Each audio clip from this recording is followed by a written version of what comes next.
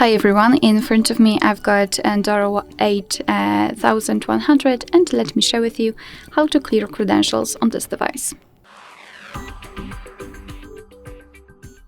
So let's start with opening the settings, and here we have to scroll to find the security. Now let's scroll down and enter encryption and credentials.